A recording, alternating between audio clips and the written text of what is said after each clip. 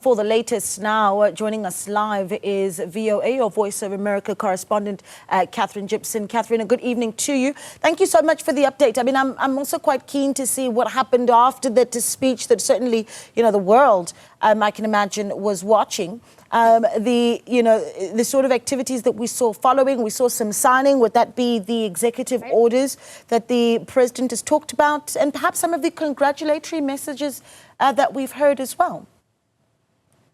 Yeah, that's absolutely right. We saw President Trump go back into a separate room in the U.S. Capitol after that ceremony and begin signing those executive orders that he promised in his inaugural speech. They mostly, so far from what we've been seeing, have to do with immigration, one of his central campaign promises in 2016 and in the 2024 election. The promises that really made him important to American voters.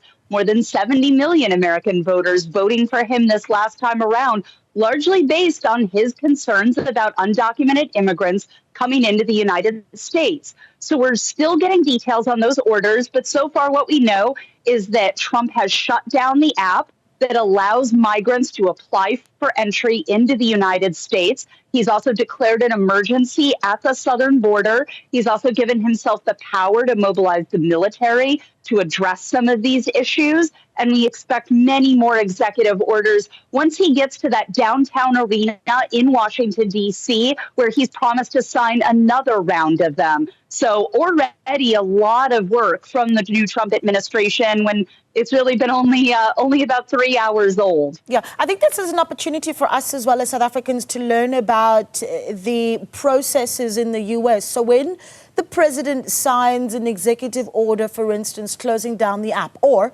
let's focus on declaring an emergency at the southern border, what's the next step with that executive order?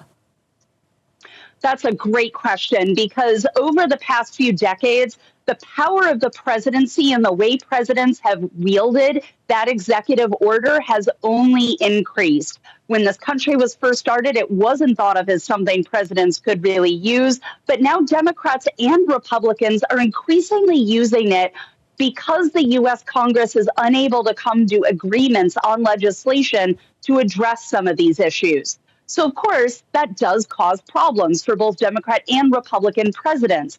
These executive orders are often challenged in court. They often have trouble being implemented because they need money for that implementation. So really, while it is a very important step, it can sometimes be challenged. And I suspect, given how divisive the issue of immigration is here in this country, we are going to be seeing that in the coming days. Yeah, I mean, the issue of immigration, a really big one. And then, of course, he's talked about, and I've touched on this a lot this evening, but it is a point that pundits here in South Africa have raised in our interviews tonight as well. The issue of gender. I mean, he was emphatic where that was concerned. That's right. One of the things that we heard on the campaign trail about this issue of transgender people and the rights they are afforded in the United States.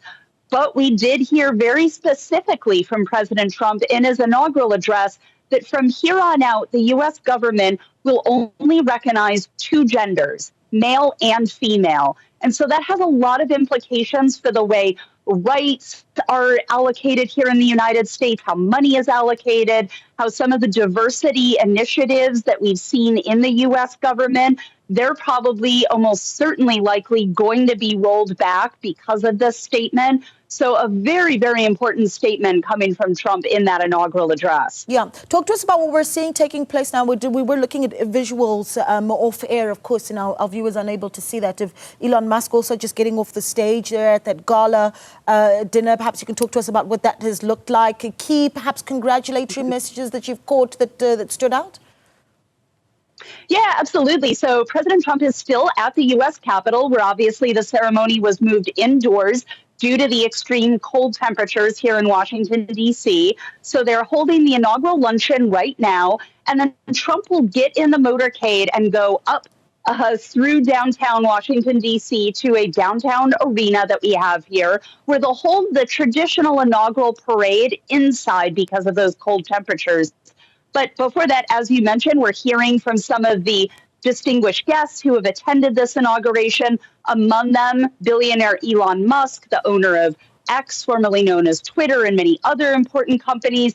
He was a key ally for President Trump during Trump's campaign last year, contributed billions of dollars to his campaign, and will now reportedly hold an important role as the director of government efficiency. This is another Trump campaign promise that really resonated with many of his voters, is to bring more efficiency into the U.S. government, and in some cases, promises to eliminate entire government agencies. So we are going to be seeing and hearing a lot more from Elon Musk in the coming days and months, not just here at the inaugural luncheon. You know, it's interesting that you mention, I need to mention, of course, that the time difference getting the better of me there. I've been talking about a gala dinner because it's nighttime for us.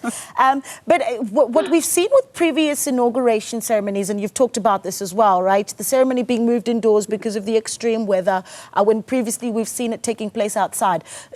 Has there been, though, a sort of public activity that we've seen around the inauguration and what that has looked like? You know, some of the experts talking about, well, it's a very small, almost elite group that's in the room with the president. Where is the MAGA supporters? Right. So absolutely. You know, usually the inauguration ceremony is held outdoors on the west front of the U.S. Capitol, and that allows a whole range of supporters from around the country to not get terribly close, in all honesty, but to at least witness it from afar. Obviously, that was not able to happen this time around because of the extreme cold temperatures. And as somebody who was up on the rooftop of this building this morning, I can say that was absolutely the right decision. These are dangerous temperatures that people shouldn't be out in. That said, I'm also very close to the U.S. Capitol right now, and I can see many of Trump's supporters walking out on the National Mall, dressed in the gear, proclaiming themselves supporters of Donald Trump. They all came here from around the country to support him. And some of my VOA colleagues have been speaking with them. And by and large, they're saying that, well, they're disappointed that they won't be able to see the ceremony. They're making the best of it. They say it's still special to be here in Washington, D.C. on this day.